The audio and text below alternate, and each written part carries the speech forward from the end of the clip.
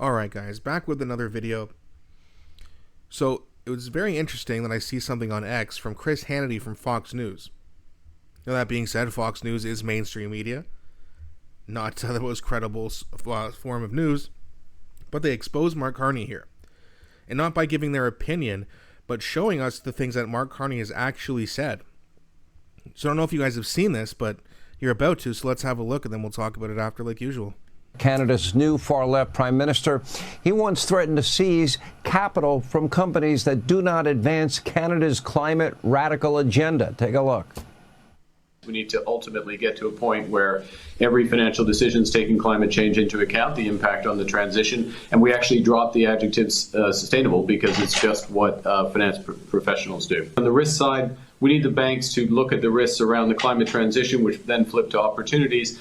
On the opportunity side, it's really about looking for and at transition plans from all companies and backing those who are part of the solution and taking capital away from those who are part of the problem. Now, in addition to using the climate crisis to impose government control over businesses, aka socialism, Carney is also a big fan of censorship. In fact, in April, he threatened America's social media platforms with a not-so-veiled shot at X. Take a look at this. Large American online platforms have become seas of racism, misogyny, anti-Semitism, Islamophobia, and hate in all its forms. Sound familiar? And they're being used by criminals to harm our children. My government will act. And that's how they frame it. Just to be clear, that there is no free speech in Canada. If you say or write something the government finds offensive or labels as misinformation, you can actually get arrested. Carney is offended by our freedom of speech. He seemingly wants to ban our social media platforms from his country and shut down all dissent. He wants to use the climate crisis hoax as an excuse to steal from our businesses and control their means of production inside of Canada. So the president is right to hold them accountable. Now, the great part of our friendship will absolutely continue. If needed, we will always defend Canada, but the free ride part, that part's over. All right, so shout out to Stand On Guard here who posted that on X, but I mean, again, you want to talk about this guy saying he's going to rebuild the economy. He's going to charge everyone extra, probably through a form of tax. Where have we heard that before? See, this guy already sounds a lot like Justin Trudeau, doesn't he? Misogyny, racism, this, yada, yada, yada. Everyone who disagrees with me or says mean things, I want to stop them from talking. But then they put a nice little spin on it. Oh, no, it's here to protect our children. It's got nothing to do with protecting children. Nothing. It's to censor free speech, but that's what they do. They always put a little name on the bill to make it, oh, how could you possibly disagree with protecting our children, but you'll give them hormone blockers? Ah, must be all about the children, right? This is insane. But Canada is an insane, silly place. And when you have a country filled with insane, silly people, what happens? They elect insane, silly governments that are not to be taken seriously. At least in terms of logic. Now, in terms of their threat, we should be taking it seriously because it's not good news. Mark Carney has said this many, many times. It's all about the climate with him. It's all about this. It's all about that. You got to wonder how many businesses are going to just shy away from Canada altogether. They already are. Right? It's too expensive here. The taxes are way too high. Why wouldn't they go to the States? Now you got the tariffs on top of it, which Carney has done nothing about, even though he had this big fancy meeting with Donald Trump, his buddy Donald Trump, by the way.